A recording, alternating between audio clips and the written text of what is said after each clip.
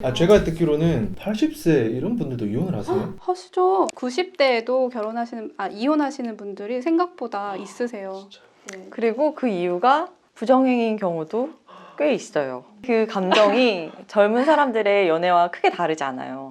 굉장히 되게 애틋하게 일기장에 다 적어 놓으신 거예요. 이걸 진짜 편견을 가지면 안 되겠다. 나이에 대해서. 사람은 나이를 먹든 누군가 나이가 많든 적든 제가 볼 때는 그런 것 같아요. 자기의 이런 그렇다고 합리화되는 건 아니지만 자기 가치를 알아주고 관심을 가져주고 애정을 보여주고 존중해주고 하면 사실은 그런 것들이 결혼 생활 중에서 조금 고갈되어서 목마름을 느끼시는 분들은 또 그런 부분에서 이 사람이 나를 이렇게 인정해주는구나 라고 느끼는 것 같아요. 진짜 중요한 것 같아요. 이혼 사유 3위는 뭐예요? 통계적으로 보면은 이게 2위라고 하는데 저희가 느끼기에는 이게 3위인 것 같거든요. 그게 이제 경제적인 문제. 보통 경제적인 문제라고 하면은 저희가 대부분의 사건들을 해보면은 오히려 경제적으로 좀 어려워서 이혼을 선택하는 경우가 많고 이걸로 인해서 부부싸움이 시작이 되는 것 같아요.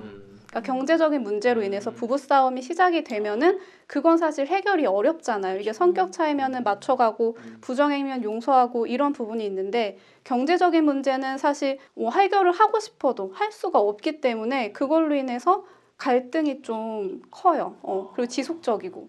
그래서 그런 게 이제 발단이 돼서 이혼까지 이제 하게 된다. 그러니까 사이가 좋기가 조금 힘든 거죠. 서로가 생각하는 기대치가 이런 게 맞지 않았을 때도 사실은 많은 것 같아요. 남편이 이 정도는 벌어올 수 있다고 했는데 결혼하고 보니 그게 아니고 남편 집에서 이 정도 해준다고 했는데 그게 아니고 아내가 이만큼 해주기로 했는데 왜 장인은 저거밖에 안 도와주지? 왜 말이 다르지? 라고 하는 케이스도 있고 이 사람은 지금 나보다 생각 없이 굉장히 물쓰듯이 쓰는 것 같고 내가 생각할 때 우리는 가게 경제를 그렇게 꾸리면 안 될 것 같은데 라고 하면서 그런 갈등이 되게 심해지는 경우도 많아요. 근데 제일 많은 거는 이제 어려워서 그런 거죠. 어려워서. 어려워서 갈등이 어려워서 생겨서. 갈등이 생겨서. 제가 아는 분은 집을 이제 해주기로 했는데 시간이 지나도 아무 말이 없는 거예요. 계속 둘이서 원룸에서 살고 있고 결국에는 이혼을 하더라고요. 그런 사건 되게 많아요. 되게 많아요? 네, 되게 많아요. 많아요. 많구나. 그런 경우에 사기 결혼이 성립이 돼요? 안 되죠. 사기 결혼은 안 돼요. 그냥 그럴 때는 합의 그러니까 이혼을 하나요? 협의 이혼이 가능하죠. 왜냐면 협의 이혼은 정말 이혼 의사만 일치하면 되는 거니까. 근데 만약에 한쪽에서 이혼을 거부한다라고 하면은 결국 재판상 이혼으로 갈 수밖에 없는데 재판상 이혼의 경우에는 이혼 사유가 이제 법으로 정해져 있거든요. 네. 그래서 민법에 보면은 1호부터 6호까지 사유가 정해져 있는데 1호가 이제 부정행위, 불륜이요? 불륜. 2호가 악의로 이제 유기를 하거나 방치했을 때, 집을 부모로서의- 나가버리고, 부모로서 역할을 하지 않을 네네, 때. 그럴 때, 그 다음에 3위가 배우자나 배우자의 직계 존속으로부터 부당한 대우를 받았을 때, 그러니까 사실은 이게 추상적이고 대부분은 여기에 들어가요. 3호 사유가 사실 상당히 많아요. 상당히 많고 사실은 성격 차이라는 게 여기에 정해져 있진 않고 고부 갈등이나 장서 갈등 이런 것도 네. 3호. 네, 3호. 네. 그 다음에 4호가 이제 본인의 직계 존속이 배우자로부터 부당한 대우를 받았을 때. 그러니까 장서 부모님한테. 갈등, 이런 게 이제 이쪽에 또 포함이 될 수 있죠. 3호, 4호가 결국 이제 연관이 되어 있을 수밖에 없는데, 그거랑 이제 5호는 3년 동안 배우자의 생사가 불명할 때, 그 다음에 6호가 기타 혼인관계를 유지할 수 없는 사유가 있을 때. 근데 이제 이 기타 사유라고 해서 어떤 사유가 특정되어 있지는 않지만 결국은 이 부부가 혼인관계를 더 이상 지속할 수 없을 정도로 파탄이 됐구나. 이런 상황에서 이제 6호로 인해서 이혼을 시켜주거든요. 근데 아까 말씀하신 것처럼 속았다라고 생각을 해서 그걸로 인해서 이제 갈등이 계속 되는 거예요.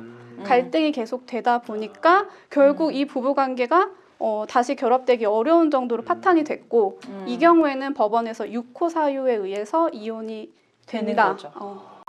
촬영 끝내기 전에 네. 또 갑자기 궁금한 게 있는데 속궁합이 안 맞아가지고 그런 사유로 이혼 상담을 오시는 분들도 많이 계세요? 있죠. 진짜요? 근데 이게 속궁합이 안 맞는다라고 표현하진 않고 남편분들은 우리가 몇 년째 아기 낳고 부부관계가 없다. 그것 때문에 이혼 사유다. 라고 오시는 분들이 있고 아내분들은 우린 옛날부터 이미 파탄이 났다. 그래서 여태 부부관계도 하지 않았다. 약간 뉘앙스가 좀 달라요. 상담을 와서 그 이유만을 들어서 말씀하시지는 잘 않으시고 보통 이제 다른 사유랑 결합해서 뭐 이런 사건이 있었는데 뭐 이런 것도 있어요. 이런 문제도 있어요. 이렇게 부차적인 문제로 이제 많이 말씀들을 하세요, 사실. 근데 진행을 하다 보면 사실은 이게 굉장히 큰 문제였겠다라고 저희는 느껴지는 부분들이 있어요. 뭐 원하지 않을 때 이제 강제적인 부분들이 좀 안 맞았다든지 또 서로가 요구하는 뭐 그런 것들이 좀 디테일에 있어서 좀 한쪽은 받아들이기 힘든 무리한 요구가 있었다든지. 뭐 교복을 입고 하다가 예를 들어서 그런 야한 속옷을 사주면서 이제 서로가 잘 맞으면 이게 뭐 좋다 나쁘다의 그 판단을 할 수는 없는 거잖아요. 네. 근데 그게 안 맞으면 근데 제가 알기로는 이게 얼마 이상 관계를 안 하면 그게 이혼 사유가 또 될 수 아닌가요? 그렇지는 않은 것 같고 그거만으로는 이혼 이제, 사유가 될 수가 네. 없구나. 일방적으로 거부를 하면은 그거는 좀 유책 배우자가 될 수 있어요. 아, 그러니까 한 명은 계속 음. 이제 노력을 하는데 한 명이 계속해서 일방적으로 계속 거부한다. 거부를 한다. 이거는 좀 이혼 사유가 될 수 있는데 부부가 그냥 자연스럽게 누구 한 명 뭐 적극적으로 이렇게 시도하지 않고 자연스럽게 이제 없어진 경우 그것만 가지고는 이제 이혼 사유라고 보기는 좀 어려워요. 그럼 한쪽이 계속 그걸 요구를 하는데 상대방이 계속 거절을 해요. 그럼 그것도 혹시 기준이 있나요? 어떤? 기간은 딱히 있지는 않아요. 그러면 법원에서 판단을 했을 때 이거는 지속적으로 계속 일방적으로 거부를 해왔구나 이런 걸 네. 판단을 하는구나. 그럼 그것만으로도 이혼 사유가 될 수 있다. 네. 일방적으로 거부하면.